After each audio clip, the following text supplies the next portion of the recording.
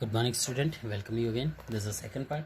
Planning process में हम देखेंगे सेटिंग ऑफ द ऑब्जेक्टिव। सबसे पहले जैसे हम कोई भी प्लानिंग बना रहे तो सबसे पहले हमें ऑब्जेक्टिव सोचना हम करना क्या चाहते हैं। Okay, setting of the objective in the planning function manager being the setting of objective because all the policy procedure and method are frame for achievement of objective. जैसे हम कोई भी पॉलिसी बना रहे हैं, प्लानिंग बना रहे हैं या प्रोसीजर कर रहे हैं, मेथड बना रहे हैं, तो सारी इसी बेस पे डिपेंड करेगी कि हमारा ऑब्जेक्टिव क्या है, किस उद्देश्य से हम इसको कर रहे हैं।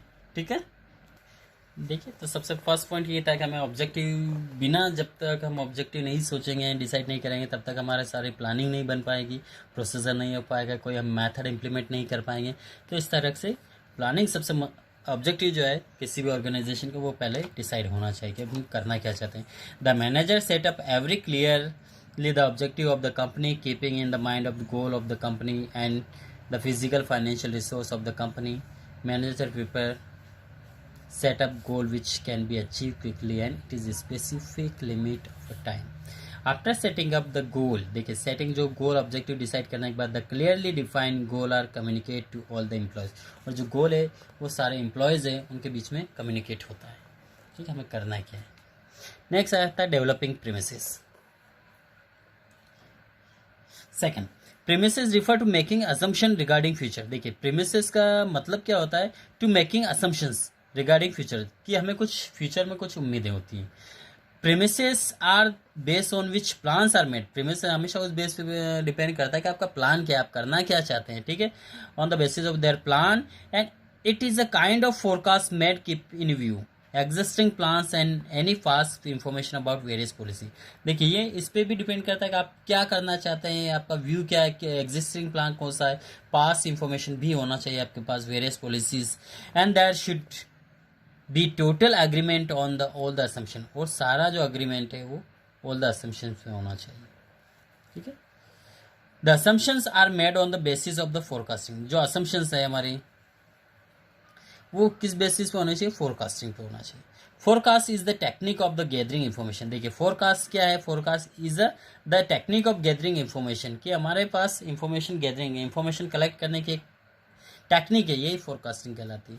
Common forecast are made to find out the demand for a product, change in government और competitor policy, tax rate ETC, यही कहलाता है डेवलपमेंट ऑफ प्रेमिसेस। नेक्स्ट आ रहा हमारा listing the various alternative for achieving the objective. देखिए हमारा जो ऑब्जेक्टिव उसको यदि अचीव करना है तो हमें कुछ वेरियस अल्टरनेटिव ऑब्जेक्टिव लिस्ट बनानी पड़ेगी। After the setting up the objective to manager make a list of alternative through which the organization can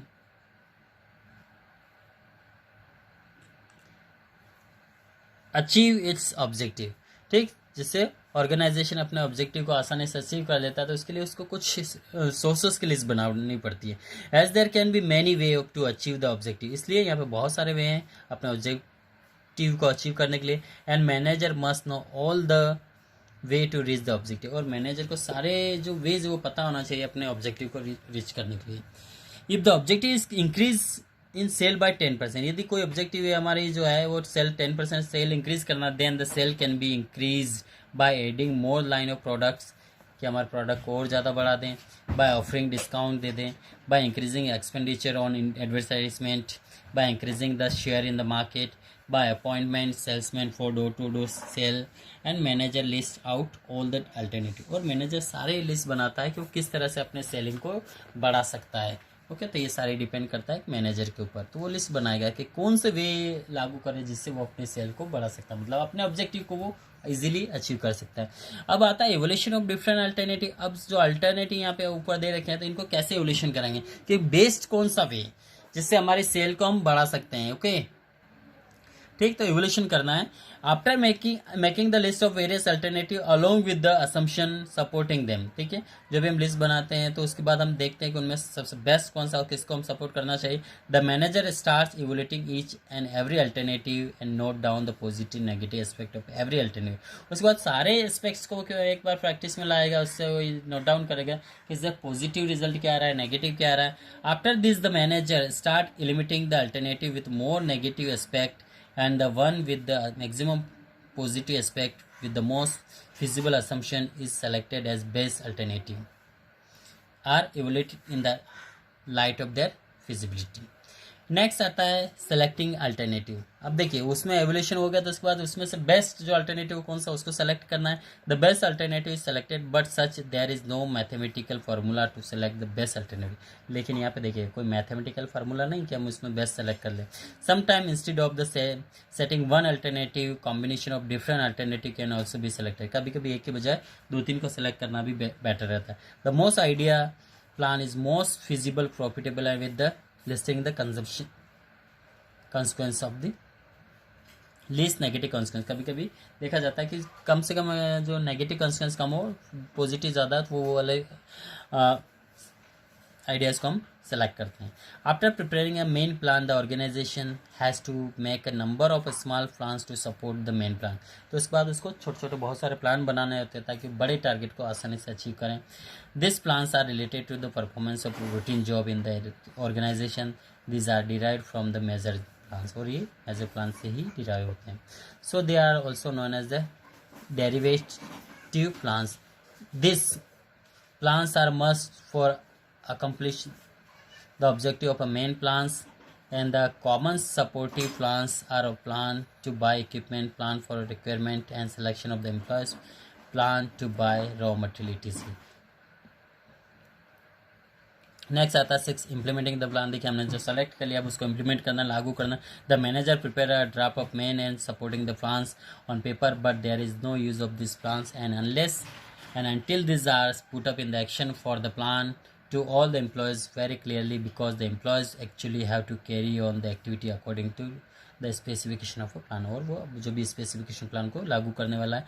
after the communicating the plans to employ and taking their support the manager start allocating the resource according to their specification of plan. उसके बाद वो जो भी resource उनको allocate करता है और उस प्लान को लागू करने की कोशिश करते हैं. Example, if the plan is to increase the sale by 10% expenditure on advertisement. अब उसको एडवर्टाइजमेंट पे एक्सपेंडिचर करना है. Then to put into action the manager must allot more fund to advertisement department, select better media, hire advertising agency etc.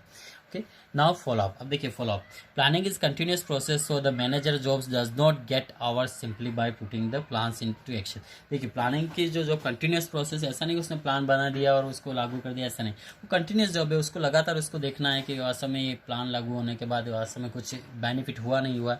The manager monitor the plan carefully while it is. और manager जो इस plan को carefully क्या करता है, monitor करता है, देख रेख करता है जब तक प्लान से हमें पॉजिटिव रिजल्ट नहीं मिलते हैं.